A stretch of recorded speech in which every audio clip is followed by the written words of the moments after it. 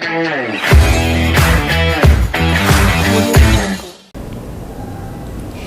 pagi sahabat kisah, bertemu lagi di podcast RSUD Kisah yang edukatif, informatif, dan inspiratif. Bersama saya Bidan Riafi dan sudah hadir bersama saya di sini Dr. Christian SPOG MKes FCV MICOG. Selamat pagi dokter. Selamat pagi. Pagi ya dok. Baik, untuk hari ini podcast kita bertema mengenal pemeriksaan kolposkopi. Dokter Christian sendiri adalah dokter yang sudah mempunyai pendidikan di bidang pemeriksaan kolposkopi, di mana titel terakhir beliau yaitu FCP MICOG ini merupakan ilmu yang mempelajari tentang deteksi dini lesi prakanker. Baik dok, mungkin sahabat kisah di sini perlu mengenal pemeriksaan kolposkopi itu sendiri. Dokter sudah siap untuk podcast hari ini? Ya, siap. Oke, terima kasih dokter. Baik, di sini saya sudah menyiapkan beberapa pertanyaan ya dok ya, biar sahabat kisah mungkin mengenal pemeriksaan kolposkopi itu sendiri. Yang pertama dok, pemeriksaan kolposkopi itu sendiri apa sih dok? Ya, jadi sahabat kisah, kita perlu tahu bahwa untuk saat ini pemeriksaan kolposkopi adalah menjadi suatu pemeriksaan yang sebenarnya standar, khususnya untuk deteksi dini lesi prakanker serviks. Jadi kolposkopi sendiri merupakan alat bantu diagnostik untuk kemudian mengenali lesi prakanker serviks. Jadi lesi prakanker serviks merupakan lesi yang disebut prakanker untuk mulut rahim. Jadi alat ini sendiri akan membantu untuk mengenali lebih awal sebuah kelainan yang terjadi pada mulut rahim. Demikian Bidan Ria. Berarti dia alat untuk mengetahui kelainan di mulut rahim itu sendiri ya dok ya? Betul. Kemudian bagaimana sih dok cara alat itu bekerja? Ya, memang alat ini terdiri dari lensa yang pada dasarnya untuk memberi tampilan yang lebih besar pada mulut rahim. Dalam hal ini untuk mengenali lebih dini bila terjadi kelainan pada mulut rahim. Oh gitu. Terus siapa aja atau mungkin ada orang-orang tertentu atau wanita tertentu yang bisa diperiksa untuk alat ini dok? Ya, memang pada dasarnya alat ini atau pemeriksaan ini merupakan pemeriksaan ginekologi yang secara umum bisa dilakukan pada wanita yang telah aktif berhubungan seksual. Jadi tentu saja dilakukan pada wanita-wanita yang memang sudah pernah berhubungan seksual. Namun kalau lebih khususnya memang alat ini dilakukan khususnya bagi mereka yang misalnya memiliki hasil abnormal dari misalnya contoh pap smear atau kemudian IVA test yang positif, atau juga misalnya sudah ada gejala dan tanda seperti perdarahan saat berhubungan seksual misalnya, atau keputihan yang berkepanjangan. Itu adalah kandidat yang baik untuk kemudian dilakukan pemeriksaan kolposkopi. Kira-kira demikian, Bidan Ria. Berarti kalau misalnya dia punya riwayat menikah muda atau seperti dokter sebutkan tadi, berarti sebaiknya diperiksa tadi IVA dulu, pap smear, kemudian kalau memang ada kelainan baru diperiksa dengan kolposkopi. Betul demikian, namun juga bisa langsung pada pemeriksaan ini tanpa harus menunggu adanya hasil-hasil yang abnormal tersebut. Oh gitu. Kira-kira demikian. Berarti kalau dia merasa sudah menikah, terus pengen periksa juga nggak apa-apa gitu ya dok ya? Betul sekali. Oke gitu. Terus tujuan dari pemeriksaan ini tadi untuk melihat mulut serviks atau ada tujuan lainnya dok? Ya, sebenarnya tujuan utamanya memang dia mengenali lebih awal bila terjadi kelainan pada mulut rahim. Demikian sahabat kisah. Namun memang bisa diarahkan kepada lanjutan dari tindakan, misalnya contoh pada kelainan yang sudah ditemukan, itu bisa kita lakukan namanya biopsi terarah. Jadi biopsi yang dilakukan dengan bantuan kolposkopi ini tentu saja bisa lebih akurat dan lebih presisi di dalam mengambil jaringan yang dicurigai sebagai lesi prakanker serviks. Demikian. Begitu.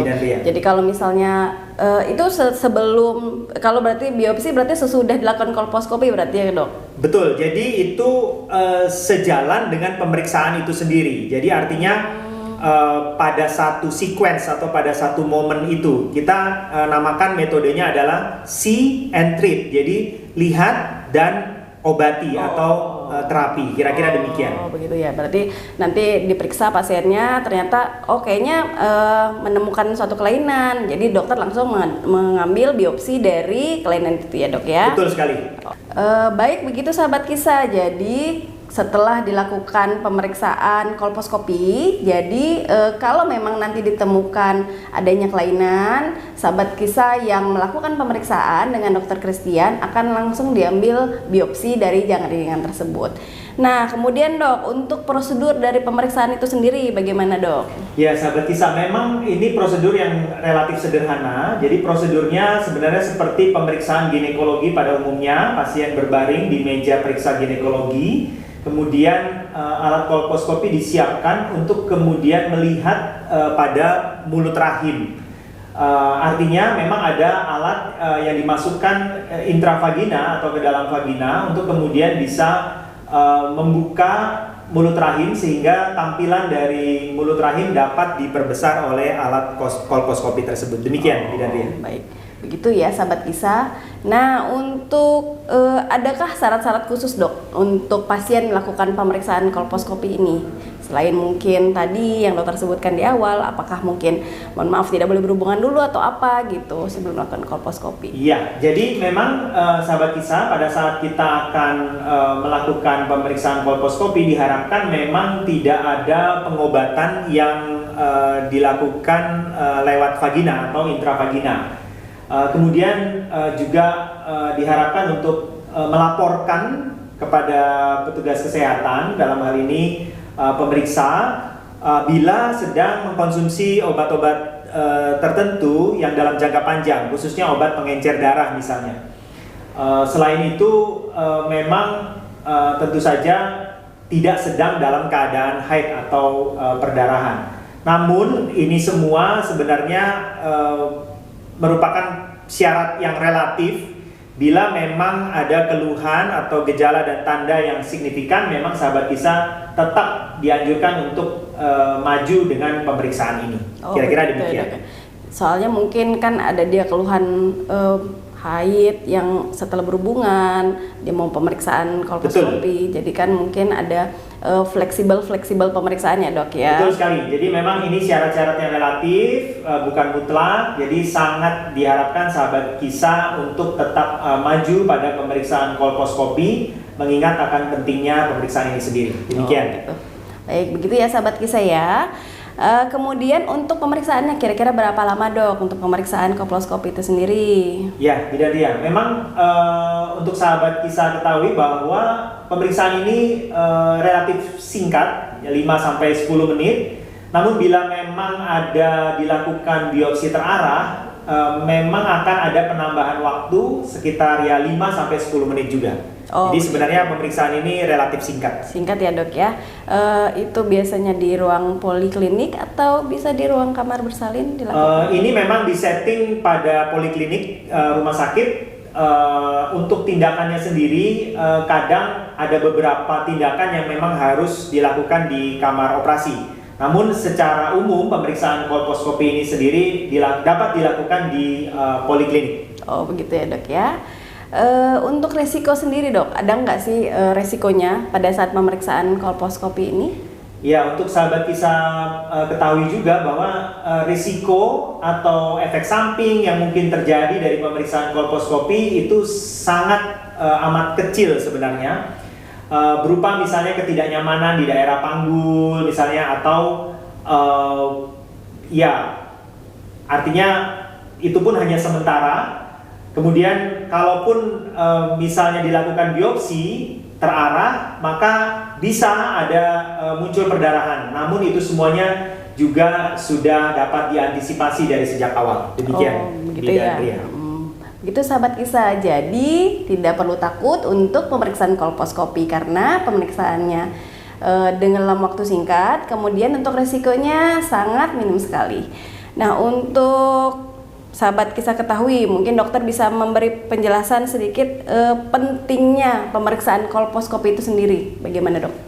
Ya, untuk sahabat kisah juga bisa mulai mengerti tentang wawasan deteksi dini dari kanker serviks yang tentu saja pada tahun-tahun belakangan ini sudah sangat meningkat. Di Indonesia sendiri itu statistiknya sudah jauh meningkat dibandingkan tahun-tahun sebelumnya. Oleh karena itu sebenarnya kolposkopi merupakan salah satu dari pencegahan kanker serviks dalam hal ini untuk deteksi dini, yaitu merupakan pencegahan sekunder. Sedangkan untuk pencegahan primernya itu sebenarnya kita juga sudah memiliki yang namanya vaksin HPV.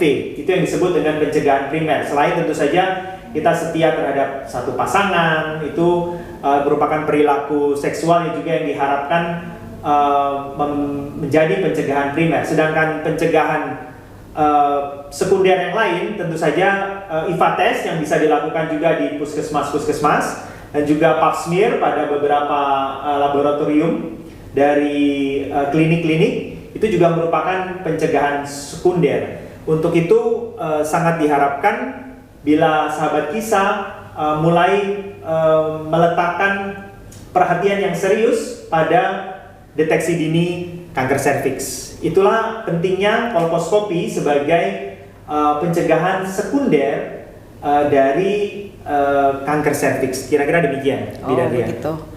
Baik sahabat kisah, perlu sahabat kisah ketahui bahwa RSUD Kisah saat ini tanggal 17 April sedang berulang tahun ke 17 tahun ya. Sebentin banget ya RSUD Kisah.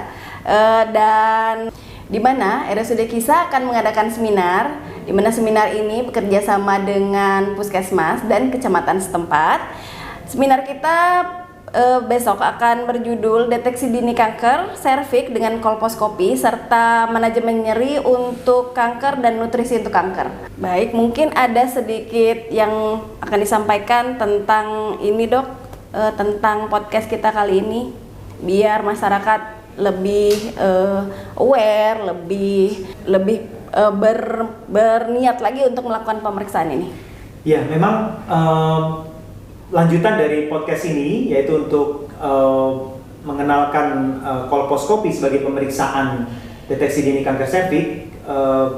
RSUD Kisah akan mengadakan seminar awam dengan tema yang sangat sama dengan podcast kita kali ini, yaitu deteksi dini kanker serviks.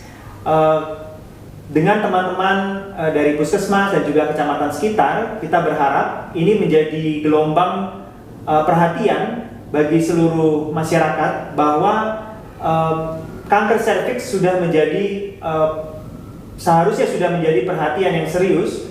Dengan demikian RSUD Kisah bersama dengan manajemen berusaha untuk kemudian memberikan edukasi yang cukup melalui seminar awam ini, sehingga deteksi dini kanker serviks dapat segera dilakukan, baik itu di tingkat fase 1 maupun juga fase lanjutan seperti rumah sakit dalam hal ini. Kolposkopi sebagai bagian dari pemeriksaan deteksi dini kanker serviks sudah ada di RSUD Kisah, dan ini merupakan pelayanan unggulan yang diharapkan masyarakat dapat segera untuk berbagian di dalamnya, sehingga deteksi dini kanker serviks dapat menjadi tercapai dari segi sasaran. Demikian, Bidan Ria. Oh begitu ya, Dok ya. Terima kasih banyak. Demikian mungkin untuk podcast kita pada pagi hari ini. Semoga bermanfaat bagi sahabat kisah semuanya. Jangan lupa melakukan pemeriksaan kolposkopi di RSUD Kisah. Selamat pagi.